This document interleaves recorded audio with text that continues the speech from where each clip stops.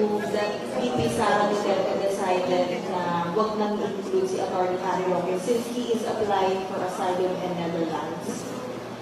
Regardless of whatever reason, from the very beginning, sinabi ko rin sa programa ko, ang dapat ng mga abogado gumawa kay Presidente Duterte ay yung mga abogado na nagpa-practice doon.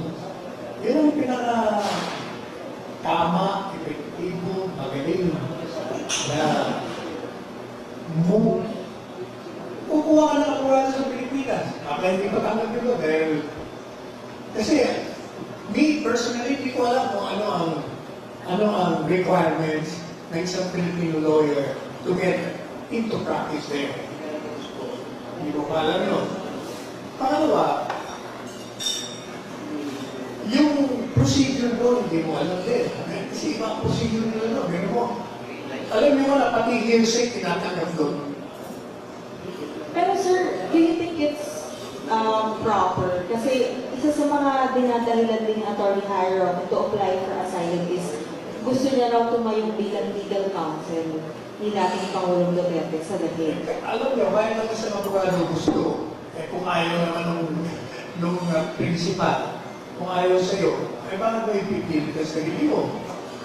Ang mahalaga doon, yung kung sino ang gusto ng kliyente.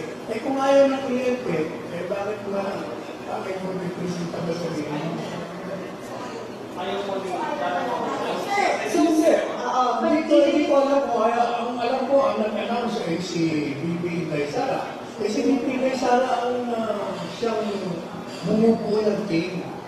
Dapat, bigyan mo ng laya ang kliyente o yung anak ng kliyente ang bumuo ng legal team. Talagang dapat ako, ever since sinasabi ko ng tao.